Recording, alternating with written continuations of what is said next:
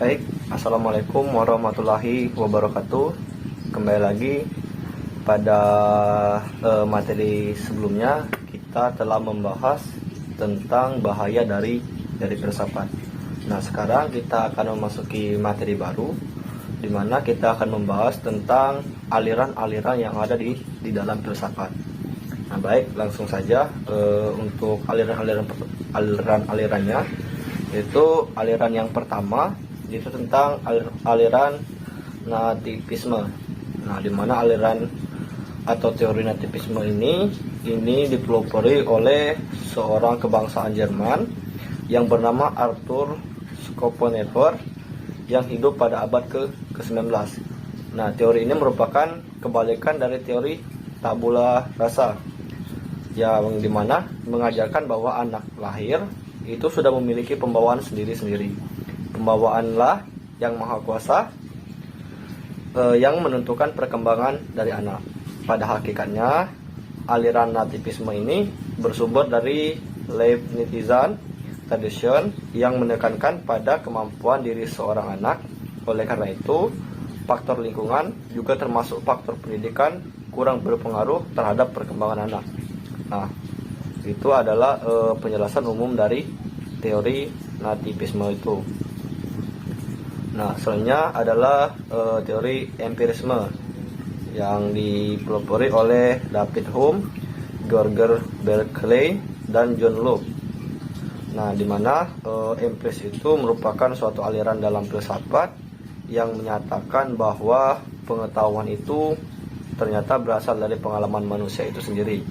Nah, selanjutnya secara terminologisnya itu terdapat beberapa definisi mengenai empirisme, yang diantaranya adalah doktrin bahwa sumber dari seluruh pengetahuan itu harus dicari di dalam pengalaman. Nah, pandangan bahwa semua itu merupakan abstraksi yang dibentuk dengan menggabungkan apa yang dialami. Pengalaman indrawi adalah satu-satunya sumber pengetahuan dan bukan akal. Nah, jadi di mana pada teori empirisme ini itu menekankan bahwa pada pengalaman indrawi itu bukan berasal dari akal, tapi dia menekankan dari pengalaman yang kita alami, itu maksudnya. Nah, selanjutnya ada teori idealisme yang dipelopori oleh Plato, Elia, dan Hegel, Immanuel Kant, David Hume, dan Al-Ghazali. Nah, bahwasanya aliran idealisme ini ternyata memandang nilai adalah tetap dan tidak berubah, seperti apa yang dikatakan baik, benar, cantik, buruk, secara fundamentalnya itu tidak berubah dari generasi ke generasi. Jadi bahwa pandangan dari teori idealisme ini itu tetap dan tidak berubah. Jadi walaupun misalkan pertamanya dia itu dipandang baik, maka dia akan dipandang baik, tidak akan berubah-ubah begitu. Selanjutnya adalah teori realisme yang dipelopori oleh Aristoteles, Johann Amos, Comenius, William McGucken, Francis Bacon, John Locke, Galileo David Hume, dan John Stuart Mill. Nah, di mana bahwa dalam aliran realisme ini merupakan filsafat yang memandang realitas secara dualistik. Nah, realisme ini berpendapat bahwa hakikat realitas itu adalah terdiri atas dunia fisik dan dunia rohani. Nah, realisme membagi realitas menjadi dua bagian, yaitu subjek yang menyadari dan mengetahui di satu pihak, dan di pihak lainnya adalah adanya realitas di luar manusia yang dapat dijadikan objek pengetahuan manusia. Jadi di dalam pandangan teori realisme ini itu memandang tentang sesuatu hal yang nyata, di mana dia membagi menjadi dua, yaitu baik di dunia fisik maupun di dunia roh atau yang tidak bisa kita rasakan tapi diyakini kebenarannya. Gitu. Selanjutnya tentang aliran materialisme yang dimana dipelopori oleh Democritus, Laodice, Feuerbach. Nah, bahwasanya teori materialisme ini berpendapat bahwa hakikat realisme itu adalah materi, bukan rohani, spiritual atau supranatural. Nah, menurut aliran filsafat materialisme, asal, sifat dan hakikat dari semua keberadaan adalah materi. Paham materialisme tidak mengakui adanya Tuhan. Jadi pada aliran materialisme ini dapat kita simpulkan bersimpangan dengan aliran realisme tadi, dimana kalau aliran realisme itu dia meyakini secara nyata bahwa keberadaan sesuatu yang roh atau yang tidak bisa kita lihat, kita rasakan, ya seperti itu. Nah, sedangkan materialisme ini tidak mempercayakan hal itu. Bahkan mereka tidak mempercayai adanya Tuhan, dan mereka lebih cenderung membuktikan sesuatu itu dengan nyata, begitu, bukan cuma berpendapat. Oke, soalnya adalah aliran pragmatisme yang dimana dipelopori oleh John Dewey, Carlos Saint-Pierre, William James, dan Herakleitos. Nah, pada aliran paradigme ini adalah aliran filsafat yang mengajarkan kita bahwa yang benar adalah segala sesuatu yang membuktikan dirinya sebagai benar dan melihat kepada akibat-akibat atau hasil yang bermanfaat secara praktis. Nah, dengan demikian bukan kebenaran objektif dari pengetahuan yang penting, melainkan bagaimana kegunaan praktis dari pengetahuan kepada individu-individu. Nah, dasar dari teori pragmatisme ini adalah logika pengamatan, di mana apa yang ditampilkan pada manusia dalam dunia nyata merupakan fakta-fakta individu, konkret dan terpisah satu sama lain. Jadi pada teori pragmatisme ini tidak sepenuhnya itu mempercayai akan pengalaman pribadi yang kita rasakan, tetapi pada teori ini lebih percaya apabila kita mempunyai bukti-bukti yang nyata seperti itu terhadap apa yang kita rasakan dan kita sampaikan, itu harus sinkron dan konkret. Selanjutnya ada teori eksistensialisme, ya. Nah, di mana teori ini adalah filsafat yang mengandung segala gejala dengan berpangkal pada eksistensi. Pada umumnya kata eksistensi itu keberadaan, tetapi di dalam filsafat eksistensi itu mengungkapkan eksistensi mempunyai arti yang khusus. Eksistensinya adalah cara manusia berada di dalam dunia. Jadi bahwa teori eksistensial ini itu memandang tentang cara manusia berada di dalam dunia. Jadi segala sesuatu, cara kita bersikap, cara kita beretika, itu dipandang oleh teori eksistensialisme ini. Selanjutnya adalah teori perennialisme yang dipelopori oleh Robert Maynard Hutchins dan Mortimer Adler. Nah, pada teori perennialisme ini merupakan suatu aliran dalam pendidikan yang lahir pada abad ke-20. Nah, perennialisme ini berasal dari kata perennial yang berarti abadi, kekal atau selalu. Nah, jadi perennialisme ini lahir sebagai suatu reaksi terhadap pendidikan progresif ternyata. Nah, di dalam pendidikan, kaum perennialisme ini itu berpandangan bahwa di dalam dunia ini yang tidak menentu dan penuh kekacauan serta membahayakan.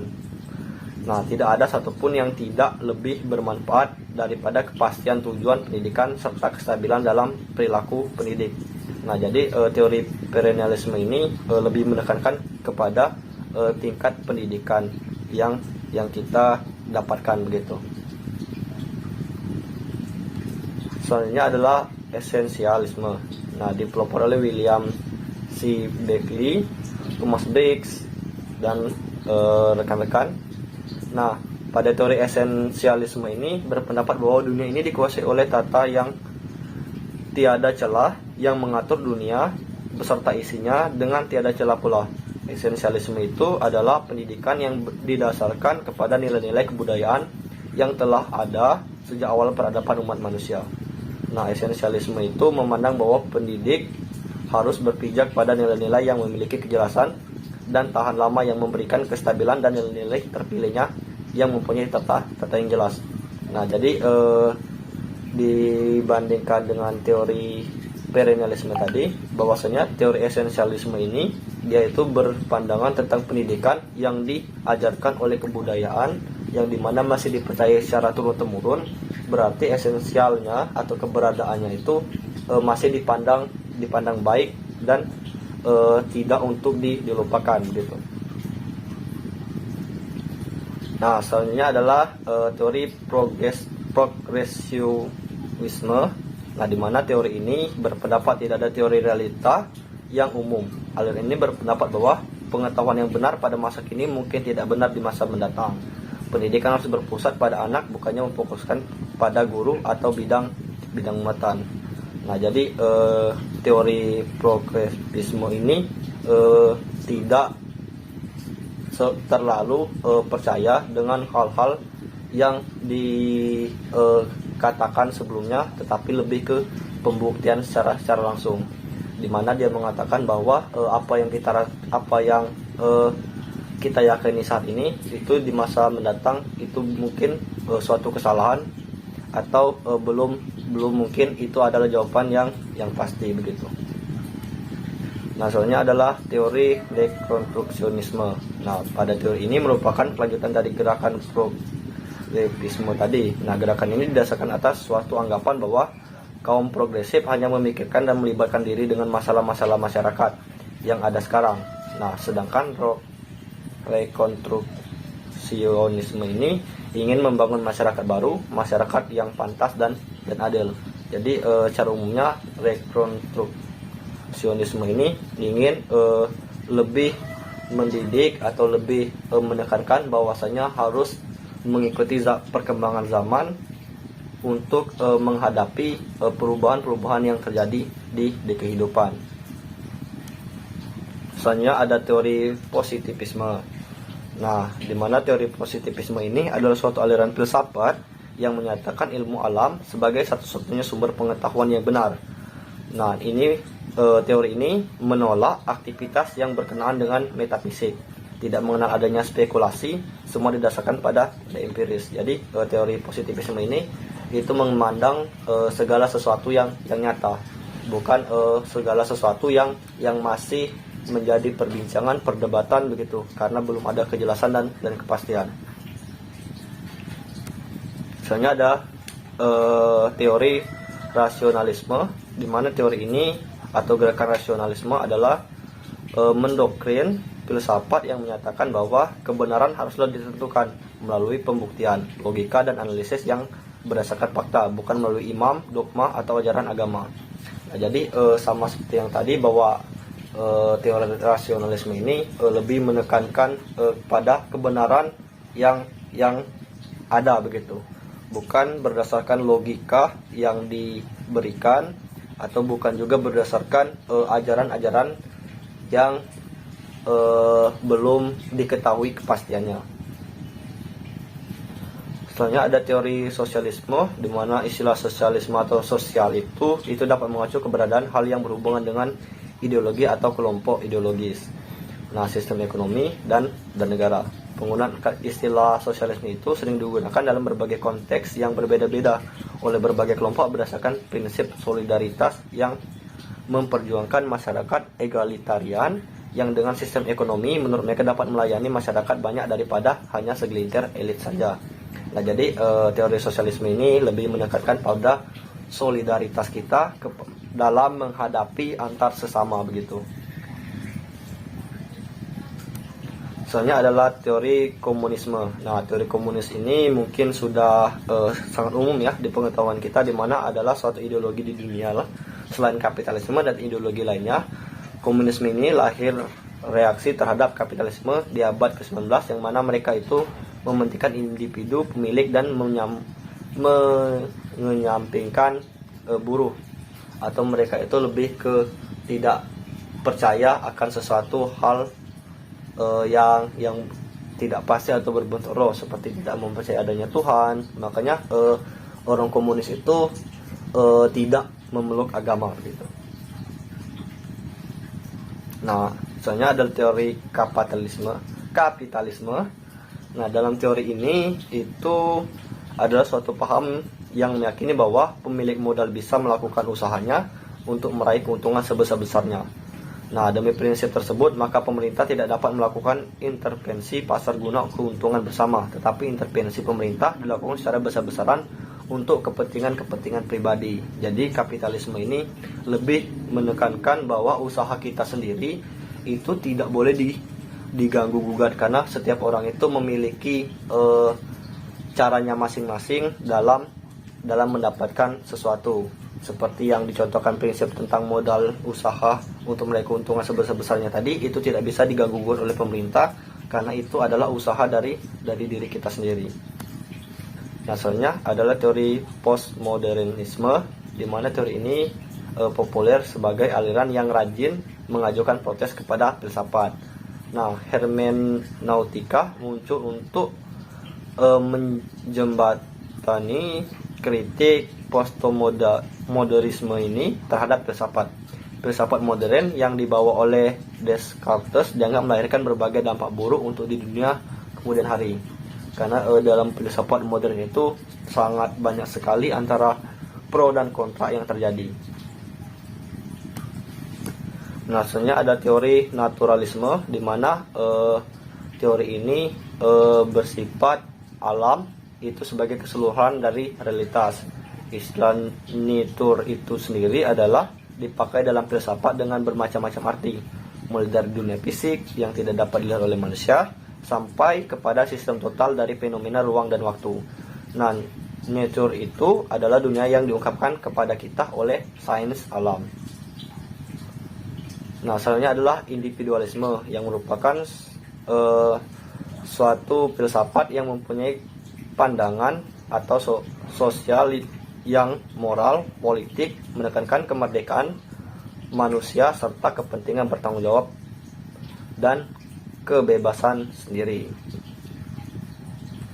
Selanjutnya ada teori konstruktivisme, yang dimana teori ini lahir dari sebuah kritik secara terbuka terhadap pendekatan neorealisme dan neoliberalisme. Nah, manusia itu merupakan makhluk individual yang dikonstruksikan melalui sebuah realitas sosial. Konstruksi atas manusia ini akan melahirkan paham intersubjektif. Hanya dalam proses interaksi sosial manusia akan saling memahami. Itulah isi dari teori konstruktivisme. Selanjutnya ada teori humanisme, di mana istilah humanisme itu mempunyai riwayat dan pemaknaan yang kompleks. Nah, humanisme itu adalah sebagai sebuah term mulai dikenal dalam diskursus wacana filsafat sekitar abad ke-19. Istilah humanisme itu baru digunakan pertama kali di literatur di Jerman sekitar tahun 1806 dan di Inggris pada tahun 1860. Misalnya ada teori neoliberalisme, di mana ada klaim bahwa awal muncul neoliberalisme itu dilatar belakangi oleh hancurnya liberalisme. Padahal bisa jadi ini hanya salah satu faktor saja. Nah, liberalisme itu dianggap gagal karena ternyata belum juga mengentaskan kemiskinan umat manusia. Jadi teori neoliberalisme itu dianggap lahir karena hancurnya teori liberalisme. Baik, itulah dia beberapa teori-teori di dalam aliran filsafat. Terima kasih telah menyaksikan. Akhir kata, wassalamualaikum warahmatullahi wabarakatuh.